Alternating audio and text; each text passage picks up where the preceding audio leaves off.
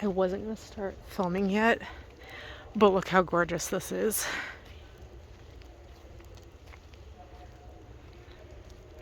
So I couldn't not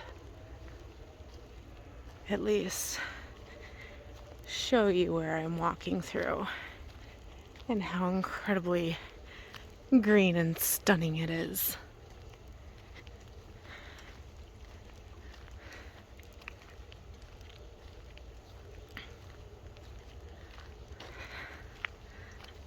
Look how gorgeous.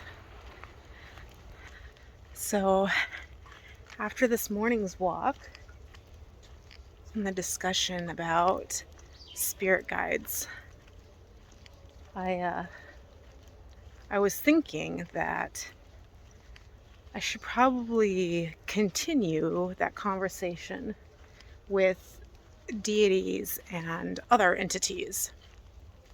And I am currently at Alden Park. Well, I was at Alden Park. I'm now on the Joe Bonanza Trail because I brought the track and field team over to Alden High School.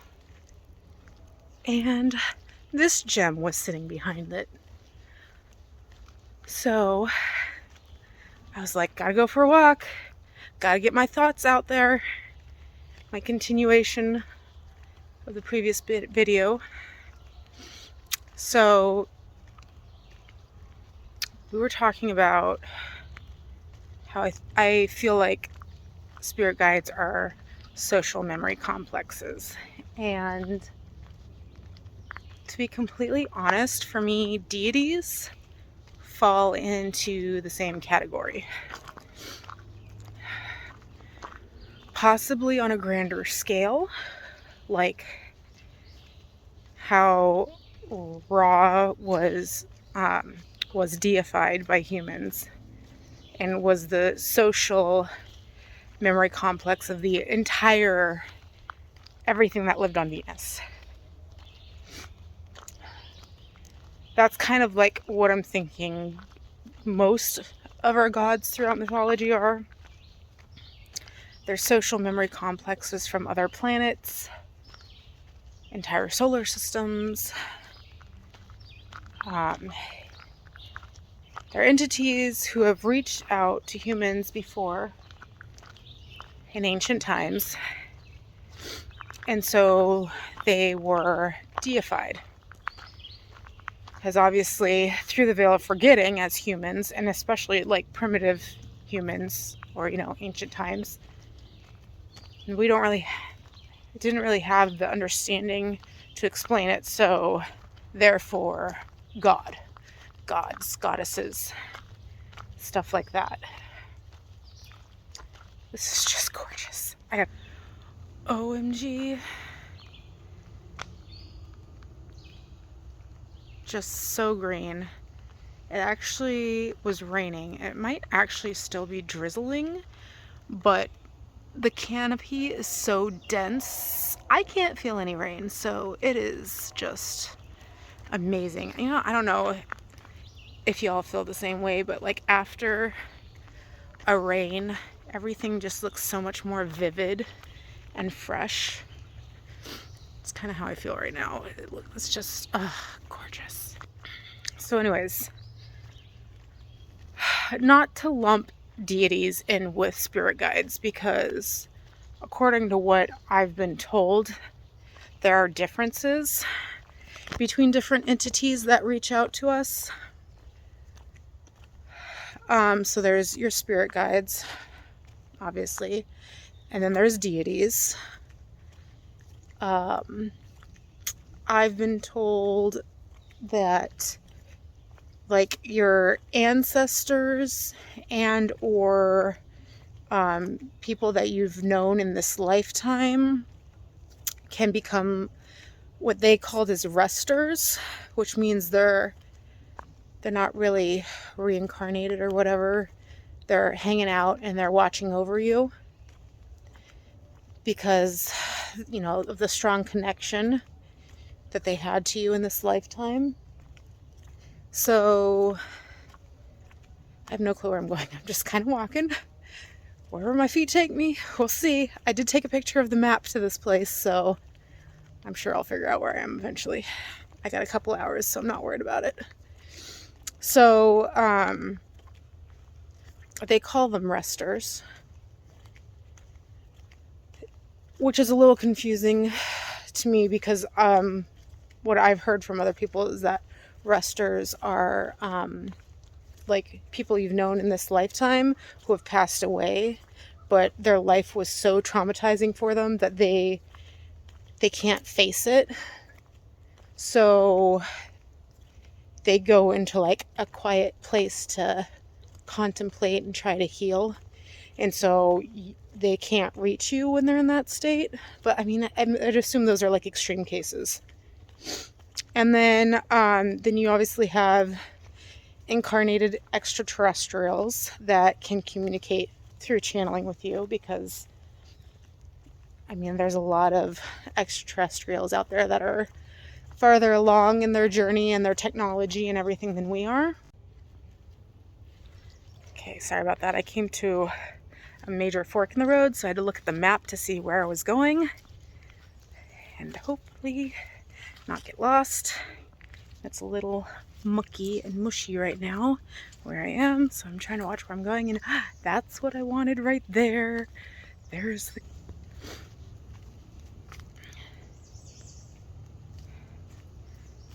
kind of hard to see with all the trees and stuff, but I'm gonna go this way and see if I can get closer down to the water. I'll let you come on a walk with me. Anyways, so yeah, terrestrials. And then there's your ascended masters. And although I do believe that ascended masters do fall into the spirit guide category, and if you don't know what ascended masters means, basically they have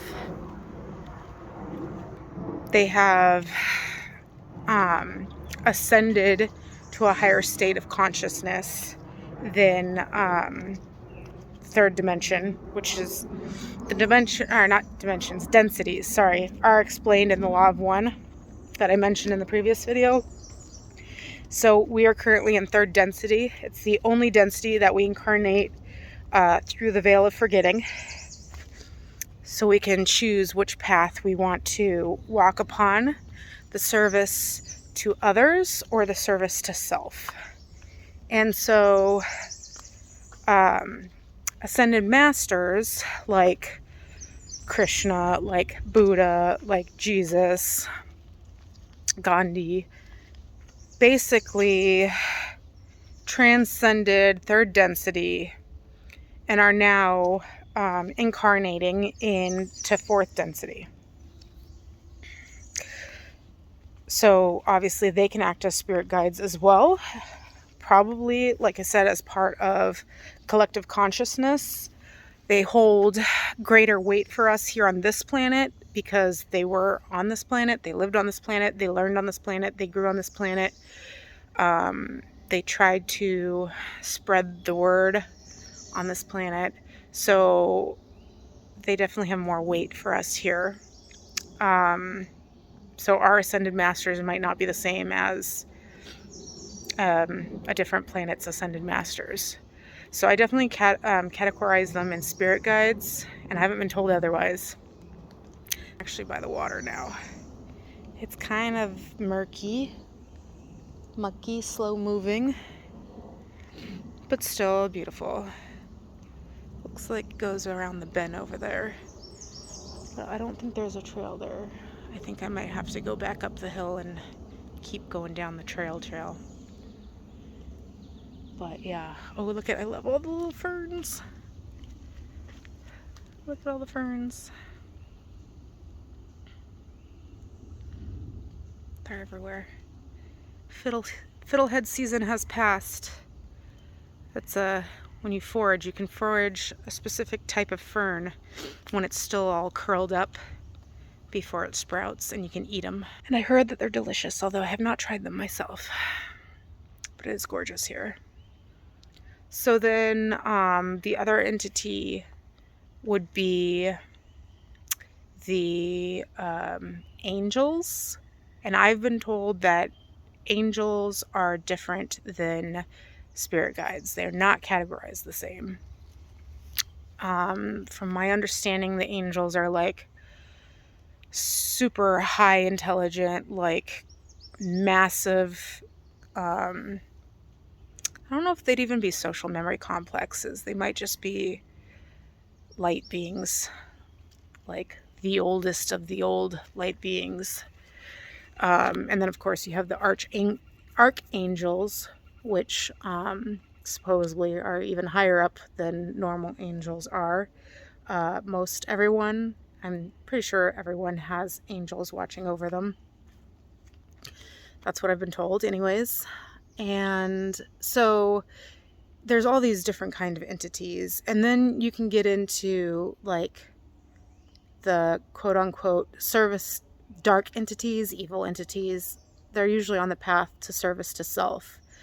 However, sometimes they can be good entities who are acting bad towards you, possibly even a spirit guide who's trying to teach you a lesson in a not so nice way, but just to get the point across, because maybe that's the only way that they can teach you whatever they're trying to teach you. So demons would probably be on the path to service to self. Their whole MO is controlling you, making you afraid. They feed off your fear. And then you have like tricksters, which aren't always necessarily negative beings. Again, they might just be bored. Some like to mess with you. Some, I think, are like employed by your spirit guides to help teach you a lesson. They are just there to mess with you. You know, they get a rise out of you. These will be like the ones that go to places that are infamously haunted, and they, you know, you ask them to do something and they do it, and then people freak out and they love it because they're bored, and they are like, hey, what should we do today? And they're like, well, let's go mess with some humans, you know, because they're asking for it. So I think I've been, you know, usually the tricksters you can tell because they're going to be the ones that stoke your ego. They're going to be the ones that tell you horrible things are going to happen. They just want to get a rise out of you, basically. So when it comes to deities, a lot of people worship them. Some pagans worship them as the highest divinity in the universe. I believe in divine source, and that, you know, everything and everyone, every entity is the divine source experiencing itself through different lenses. So they, you know, that's why they're willing to help us. That's why they want to guide us, and they want to lead us back to divine source. You know, because even through the veil of forgetting, you know, part of the deal is that, you know, you want to remember who you are. You want to remember that you're divine source, that everyone is divine source. You want to find your compassion, find your love, your understanding for other people. So for me personally, the idea of worshiping a god or goddess, a deity, doesn't make sense, and I'm fairly certain that they don't demand it.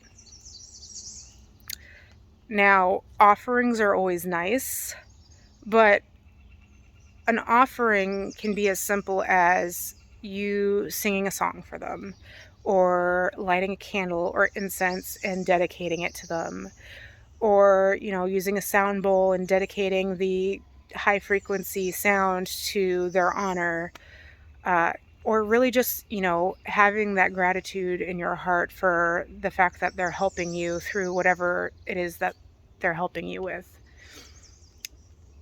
And on another note, do I believe every single entity that claims to be a deity is actually a deity, that gets fishy. If you're talking to a deity and they're demanding a whole bunch of stuff from you, it's most likely that you're not actually talking to the deity. You're probably talking to a trickster, something that's just like messing with you.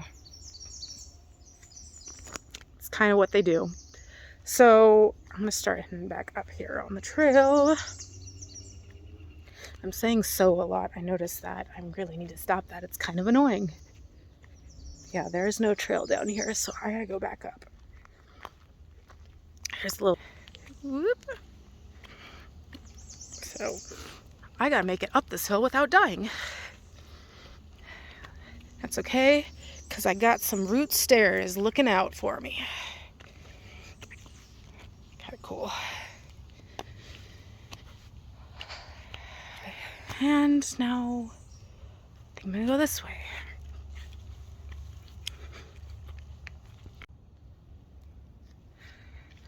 So I feel like I've been rambling on quite a bit here. So I guess the last thing that I'll include for like other entities is that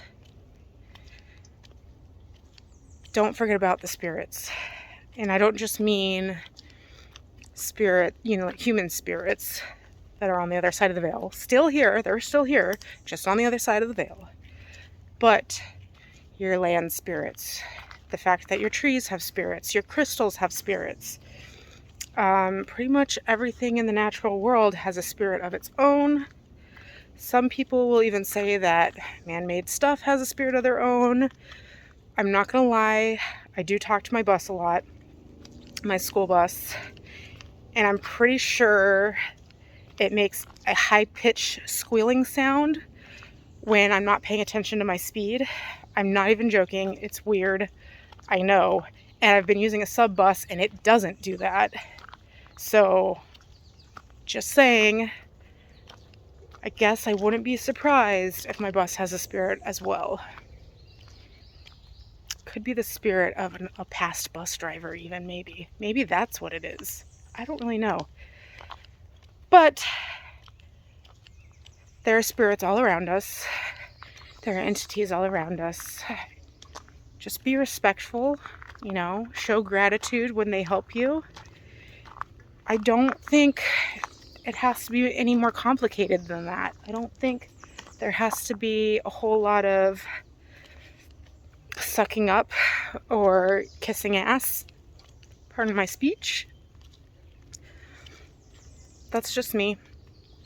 Anyways, have a wonderful evening. I know I am having an excellent evening, and I'm going to leave you with this last view because I'm coming back down to the water, and it's...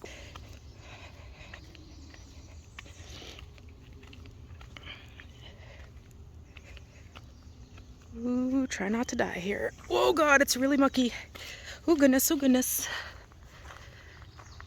Look how gorgeous. I am so incredibly blessed. I am so blessed to have the job that I have, that I get to get paid to do this. It is just a dream. Divine is always providing. That's what I say. Divine will always provide. If you believe it in your heart, if you give as much as you get, the divine will provide. Blessed be